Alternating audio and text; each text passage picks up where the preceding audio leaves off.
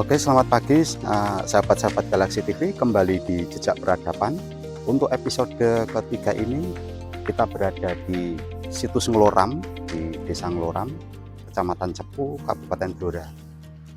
Ini merupakan edisi spesial karena hari ini kita bersama beberapa narasumber. Pertama kita kenalkan ada Ibu Sri Wahyudini Astari. Beliau adalah salah satu dari tim ahli cagar budaya Kabupaten Blora. Kemudian kita ada Bapak Ganang dari SMA Negeri 2, Pak Ganang. Beliau adalah guru sejarah, termasuk juga dari MGMP Sejarah Kabupaten Blora. Hari ini bersama kita untuk bersama-sama menelaah keberadaan jejak-jejak peradaban yang pernah ada di situs Ngloram ini. Masih bersama saya, Lukman Wijayanto, dan juga dengan Mas Roy yang selalu bersama kami. Jejak Peradaban Galaxy TV dari Blora untuk Indonesia. Sahabat Jejak Peradaban, seringkali banyak pendapat, banyak kontroversi terkait keberadaan situs cagar budaya yang ada di Kabupaten Blora. Untuk itu, kenapa hari ini kita ada tamu spesial yang merupakan salah satu dari tim ahli cagar budaya Kabupaten Blora. Semoga penjelasan-penjelasan dari beliau bisa menambah pemahaman kita dan kita dapat memperoleh informasi-informasi yang bisa dipertanggungjawabkan secara akademis dan semoga bermanfaat. Oke, tetap bersama kami, tonton sampai selesai Jejak Peradaban dari Blora untuk Indonesia. Bu Tini, nah ini sebenarnya bangunan apa ya Bu ya? Ya Mas Roy, ini situs Ngloram Masnya. Jadi ini peninggalan atau jejak-jejak sejarah kemungkinan adalah tinggalan masa klasik di masa Hindu-Buddha. Jadi jangan salah Mas, ini di Blora juga ada masa Hindu-Buddha. Ya, gitu. Kita bisa lihat dari struktur bata yang berserakan. Ini luas Mas. Oke. Nah, ini ya Bu ya? Ya, kemungkinan ini adalah peninggalan sekitar pertengahan abad ke-11. 11? Ya, 11 sebelum Masehi. Ya. Masehi atau sebelum Masehi? Masehi ya? 11 ya. Abad 11. Kalau boleh tahu Bu, ini kapan pertama kali ditemukan oleh warga atau pemerintah Kabupaten Blora? Kalau ditemukan Mas, ini sudah lama ya di sini. Jadi masyarakat sini tahunya itu dari nenek moyang ke zaman sekarang itu mesti punya persepsi yang berbeda-beda Mas tentang apa sih sebenarnya ini. Jadi sebenarnya ini adalah peninggalan kalau sumber sejarah. Jadi kalau kita bicara sejarahnya itu kan harus ada fakta dan data Mas. Nah, ternyata di sini itu kan namanya Desa Ngloram. Nah, Desa Ngloram ini ternyata disebut-sebut Ngloram, kata Ngloram itu disebut di dalam prasasti Pucangan. Prasasti Pucangan. Ya, Pucangan yang berangka tahun sekitar 963 Saka atau dalam tahun Masehinya sekitar 1041. 1041 Masehi.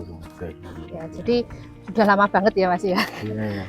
Jadi kita nggak nyangka ya ini situs ini dimungkinkan adalah dari peninggalan Raja Wurawari. Jadi siapa sih sebenarnya Raja Wurawari atau Aji Wurawari di dalam prasasti Pucangan itu salah satu penguasa di sini ya yang merupakan daerah Fasal.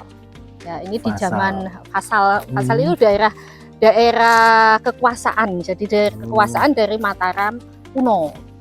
Ya, jadi Mataram kuno sudah di Jawa Timur. Berarti sini dulu itu ya kerajaan gitu ya Bu ya? Ya, dimungkinkan seperti itu Mas. Ya, jadi ini berserakan batu bata dari masa-masa sebelumnya. Sebenarnya ini bertingkat, jadi berlapis. Jadi masa ke masa. Kapan itu ditetapkan sebagai cagar budaya, terus bagaimana tahapannya suatu wilayah atau daerah atau temuan bisa ditetapkan sebagai cagar budaya? Baik Mas Roy, jadi ini sebenarnya sudah masuk registrasi ya. Jadi kita melihat situs ini ternyata mempunyai nilai penting Mas. Jadi untuk sejarah maupun ilmu pengetahuan itu sangat penting. Jadi sejarah Blora sendiri yang panjang itu sebenarnya sudah diawali dari dulu kala, termasuk di sini adalah situs yang sudah lama dari masa klasik. Nah, dari tim ahli cagar budaya yang ada di Kabupaten Blora ini, kita kajian dulu Mas. Dikaji, itu kalau nggak salah dulu tahun 2022, ya, setelah COVID itu ya Mas. Jadi kita melakukan kajian di sini. Oh ternyata di sini memang ada namanya struktur Mas. Jadi ada benda, ada bangunan, ada struktur, ada situs, ada kawasan. Nah ini yang di Ngloram ini termasuk struktur. Ya, struktur. Jadi ini strukturnya kan seperti berundak karena di halaman depan itu lebih rendah. Jadi di selatan ya, ini menghadapnya selatan, dan di situ lebih rendah, lebih datar. Dan di ini bangunan yang pertama gitulah. Penetapannya kemudian proses kajian-kajian, kemudian sampai ditetapkan kepada yang berwenang. Jadi yang menetapkan itu adalah Bapak Bupati. Dan tahun 2023 itu baru ditetapkan sebagai struktur cagar budaya.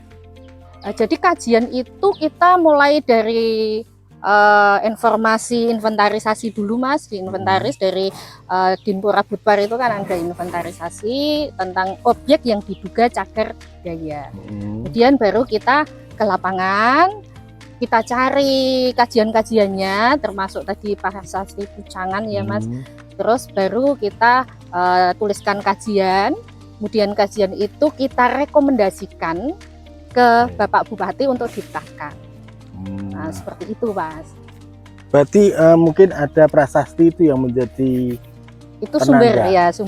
sumber primernya lah kita bilang, sumber primernya. Tapi di lapangan kan selalu berubah Mas. Jadi perlu kajian apakah ini betul bisa ditetapkan sebagai cagar budaya. Berapa persen yang bisa kita lihat di situ aslinya, berapa persen baru kita rekomendasikan. Bu Dini, kok ini ada makam siapa dia? Nah ini yang tahu mungkin masyarakat sini apa begitu Pak Bisri? Ya, ini ada makam yang diyakini banyak orang, itu makamnya Sunan Ngudung. Tapi pihak desa sendiri belum tahu itu benar atau tidak, itu belum tahu. Cuma diyakini banyak orang ini makamnya Sunan Ngudung. Sering dikesiarai ya Pak? Iya. Sunan Ngudung siapa? Ngudung Pak, Ngudung. Jadi sebenarnya kita juga belum pasti Mas Roy. Jadi belum pasti apakah ini makamnya Sunan Ngudung, karena ada beberapa tempat juga itu juga kabarnya itu juga makamnya Sunan Ngudung. Jadi tadi saya sudah bilang bahwa tempat ini sebenarnya berlapis Mas. Jadi berlapis dari masa klasik kemudian ke Islam dan seterusnya sampai sekarang. Nah, kalau dipercaya masyarakat sini sebagai Sunan Ngudung, kemungkinan juga orang yang sangat berpengaruh. Nah, mungkin dimakamkan di sini atau dimuliakan di sini. Nah, jadi belum ada data yang pasti mengenai itu. Kalau untuk biasa diziarahi pada saat apa Pak? Kalau ziarah itu orang jauh-jauh itu nggak tahu Pak. Cuma kadang tiap malam itu ada orang kesini. Tiap Jumat Legi itu ada rombongan dari Kudus katanya, itu 3 elep, 2 elep itu tiap Jumat Legi. Pak Bisri, untuk daerah ini yang sering dikunjungi ya Pak, itu jenengan tentunya asli sini nggih Pak, sejak lahir asli sini. Ya. Jenengan tahu enggak kalau ini dimanfaatkan orang untuk berziarah di sini sejak kapan Pak? Ya sekitar 10 tahunan. 10 tahunan ya. 10 tahunan. Kalau saya kecil itu ya cuma dibuat untuk manganan gitu aja. Kemanganan atau sedekah bumi. Sedekah bumi ya. Tapi kalau itu setiap Jumat Legi atau hari-hari tertentu Apanya? yang untuk manganan itu? Pemanganan itu Jumat Pahing. Paling Tapi kalau orang ziarah di sini itu Jumat Legi. Jumat Legi gitu.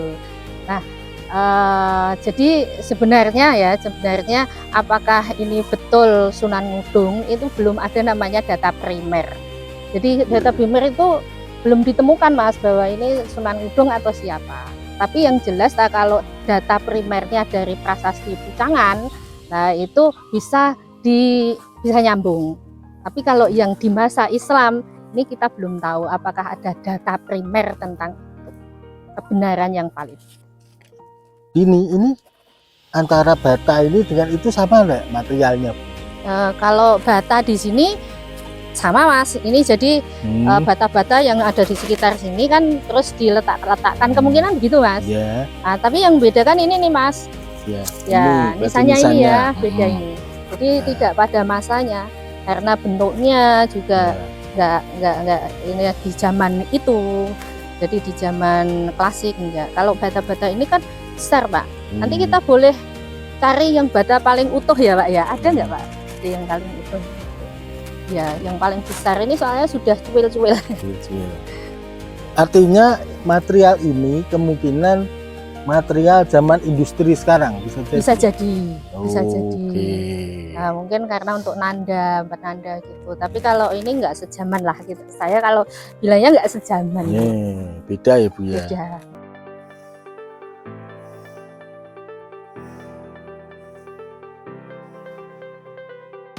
Pak Ganang, saya ingin tahu ya,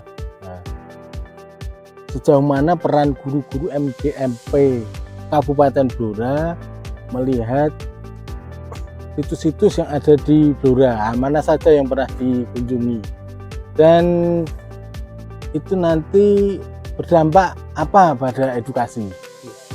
Oke, kalau dari kami ya Pak Guru Sejarah yang ada di Kabupaten Blora, biasanya emang di akhir periode semester itu kita biasanya ada studi di lapangan, di mana nanti kita akan sama-sama melihat peninggalan apa saja yang ada di Kabupaten Blora, terutama yang lokal, dan kemudian khusus untuk yang ada di situs Ngloram ini kita juga pernah mengunjungi ya, tahun 2024 atau 25 saya agak lupa, dan di sana memang kita kenalkan sejarah lokal yang ada di sini itu seperti apa.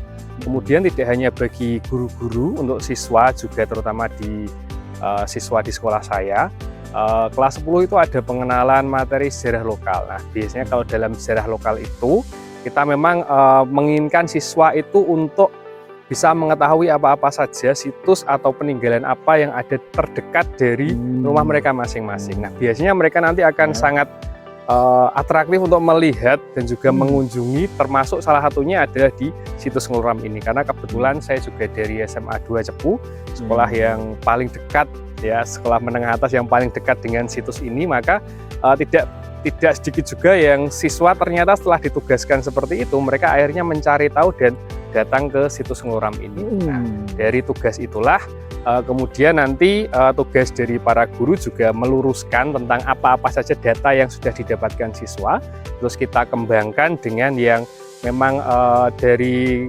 pendidikan itu yang benar seperti apa, seperti itu Pak kalau dari saya. Anak-anak itu suka ya sejarah ya? Kebetulan biasanya kalau mereka menemukan hal baru itu mereka malah justru suka. Jadi di awalnya mungkin mereka kurang tahu tentang situs lokal apa yang ada di dekat rumah atau di dekat tempat tinggal mereka. Tapi ternyata setelah mereka mengeksplor, selain ada di situs Ngloram, mereka juga nanti ada di Sambong, mereka ada di banyak sekali, ada di Ngandong dan sebagainya. Bahkan tidak hanya ada di sini saja ya, yang situs peninggalan kolonial seperti di Cepu itu cukup banyak, sehingga ternyata nanti setelah mereka tahu, mereka justru malah menggali lebih banyak lagi dari apa yang kita harapkan seperti itu. Oke, berarti Pak Ganang boleh ya nanti kapan-kapan kita diantar mengunjungi situs-situs kolonial itu ya, dari Galaxy TV. Nah, mungkin kita bisa kolaborasi untuk memberikan pendidikan dan sosialisasi cagar budaya yang ada di Blora. Tuh. Siap. Pada dasarnya memang kita sebagai pegiat sejarah selalu suka, selalu senang apabila ada pihak baru yang ternyata nanti memang menyukai dan juga mau untuk belajar sejarah. Jadi kita siap dengan kontak saja, insya Allah nanti kita akan kerjasama dengan pihak terkait untuk membuka edukasi tentang sejarah lokal yang ada di Kabupaten Blora, khususnya di Kecamatan Cepu ini.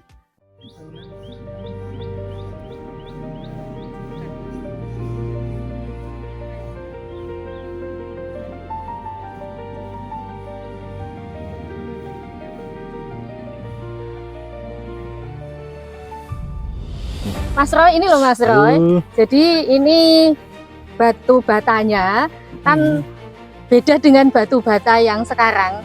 Kalau jenengan lihat batu batanya ini lebih lebar. Sebenarnya ini agak panjang ya Pak ya, yang mungkin ditemukan yang paling rodok agak utuh ini kan sih ini. Coba lihat Ya, dulu. monggo. Duh, berat nih Pak ya. Iya. Batu bata Pak. Batu batanya agak beda ini. Jadi kalau orang bilang batu bata Majapahit. Di sini ada enggak Pak industri batu bata di Ngeloram sini? Sudah ada. Tapi ukurannya sudah Ya, mengikuti ya. Ya. Karena kalau ini ada batu bata, kemungkinan dulu di sini juga ada pabrik batu bata zaman kerajaan Warawari, mungkin ada ya. Betul, Iya, kemungkinan baik. Untungnya ada Mas ini. Karena ini jelas ini ada. Ya jelas ya. karena kebanyakan material yang ada ini kan batu bata semua ya. Ya, kita bersama warga Ngeloram yang hari ini menyapu wilayah situs Ngeloram ini. Asmane sinten Mas jenengan? Rian Agus Saputra. Rian Agus Saputra. Kok jenengan nyapu-nyapu di sini sinten sing nugasi? Pak Tarik. Pak Care. Oh, berarti dari ini sama sinten? Berapa orang sini nyapu di sini? Kali Bapak. Oh, iya. Kalau Bapak artinya juru peliharanya sudah ada mungkin ya di sini 2 orang ya. Nah, 2 orang itu setiap hari jenengan nyapu di sini.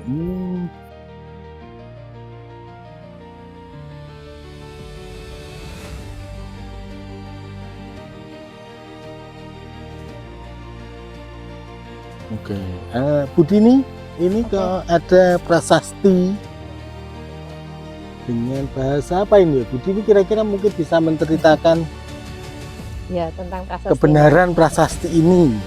Bahasanya mudeng apa mboten Bu? Iya Mas Roy. Ini sebenarnya adalah yang kalau harusnya namanya replika prasasti Pucangan. Ya, tapi prasasti Pucangan sendiri kan masih di Kalkuta ya, atau disebut dengan Kalkuta Stone. Nah, di sini ini sebenarnya kalau namanya replika harusnya itu memakai tulisan asli persis apa yang ada di prasasti Pucangan.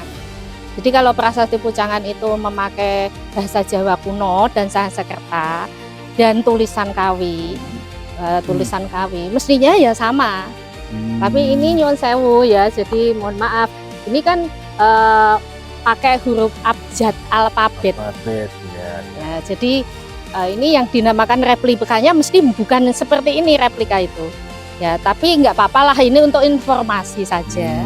Informasi saja. Kalau replika itu harus cetak aslinya dari prasastinya asli. Kalau ini terjemahan Mas. Terjemah.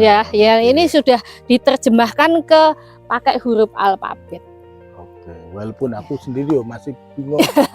Mestinya ya Mas, ini cuma saran ya. Kalau mau yang replika maka ditulis bahasa aslinya, tulisan aslinya sama. Nah, di sebelahnya mungkin ada papan informasi. Ini tulisannya terjemahannya seperti ini. Artinya apa? Jadi ada papan informasinya. Jadi untuk menjelaskan ini loh prasasti yang benar. Kalau seperti ini kan orang bilang, loh prasastinya kok pakai bahasa pakai tulisan alfabet. Nah, ini jadi pertanyaan. Terus ini kayaknya spidol apa ini? Iya Mas, harusnya kan dipahat gitu. Terus kalau gimana kita bisa dapatkan versi aslinya, entah foto, entah itu Gimana Bisa, kira-kira? bisa Mas. Itu banyak di internet kok sebenarnya. Cuman kan masih ada apa namanya, kalau dibawa ke Indonesia lagi kemungkinan kan masih panjang itu. Jadi semoga juga bisa ya Mas ya dipakai itu. Tapi sebenarnya ini prasasti ini bukan ditemukan di sini Mas. Oh. Iya, karena watan emas itu bukan di sini. Jadi ini sebenarnya adalah prasastinya Airlangga.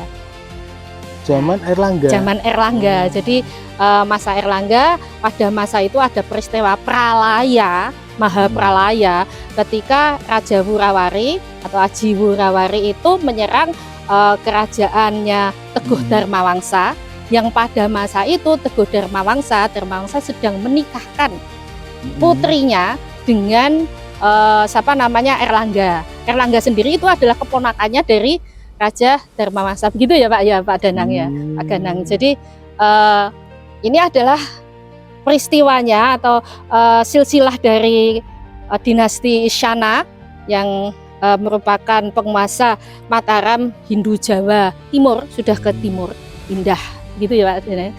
Jadi pindah ke Jawa Timur. Nah ini adalah Raja Fasal atau penguasa Fasal di bawah Medang itu ya, jadi namanya Kerajaan Medang.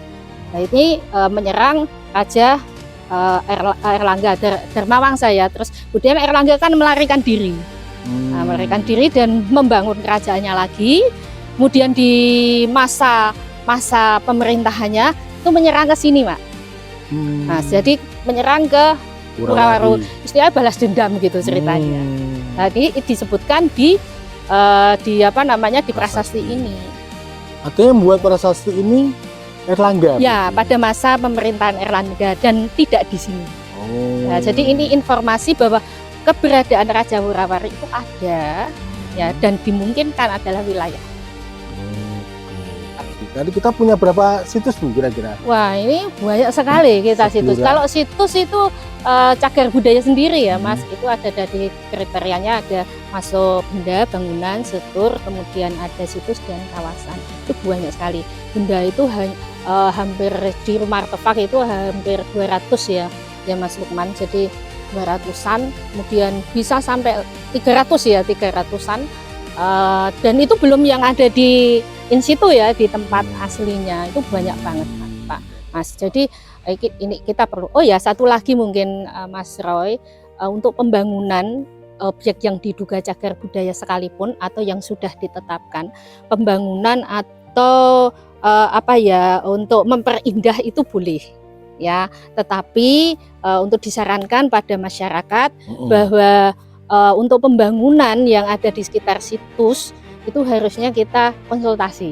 Oh gitu. Ya, karena bahaya kalau misalnya pakai alat berat, keduk-keduk, nanti temukan, nah bendanya rusak. Oh. Nah gitu, jadi perlu adanya ini edukasi untuk masyarakat juga, bahwa tidak serta-merta kita, wah ini biar bagus, dibuat yang bagus begitu, kan nggak boleh begitu, nanti merusak nilai pentingnya yang asli itu Mas. Sejarahnya. Ya kayak gini ya, ini informasi ini penting loh Mas. Ya ini penting karena apa? Yang replika harusnya sama dengan yang aslinya. Cuman kalau ini kok dibuat buat papan sendiri untuk informasi. Demikian kalau nanti yang lain-lain punya situs-situs yang lain seperti itu. Jipang misalnya yang dekat sini ya. Jadi kami berharap dari Galaxy TV masukan-masukan dari para ahli seperti Bu ini, terus MP Pak Danang, berikanlah masukan pada pemerintah seperti apa sejarah itu. Ya. Karena nggak boleh membelokkan ya. Ini membelokkan nanti.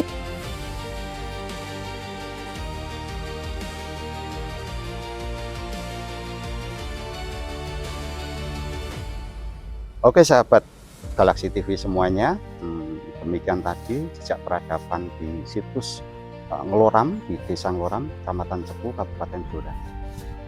Banyak hal luar biasa hari ini yang kita peroleh dari penjelasan Ibu Dini Astari sebagai tim ahli cagar budaya, kemudian dari Bapak Ganang sebagai salah satu guru sejarah dari MGMP Kabupaten Blora, dan penjelasan dari Bapak-Bapak perangkat Desa Ngloram banyak pelajaran yang kita bisa ambil hari ini terkait dengan nilai penting dari cagar budaya, apa itu cagar budaya, kemudian bagaimana cara yang tepat untuk melakukan revitalisasi atau pembangunan di situs cagar budaya tanpa merusak keasliannya, yaitu dengan menciptakan koordinasi yang baik antara pemerintah di semua tingkatan, baik dengan pemerintah desa, kemudian dengan tim ahli cagar budaya khususnya, yang kebetulan alhamdulillah pemerintah Kabupaten Blora sudah memiliki tim ahli cagar budaya sebagai pengejawatan dari amanah Undang-Undang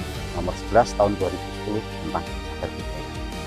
Oke sahabat Galaxy TV, teruslah bersama kami dalam jejak peradaban berikutnya, masih bersama Galaxy TV Dari Blora untuk Indonesia.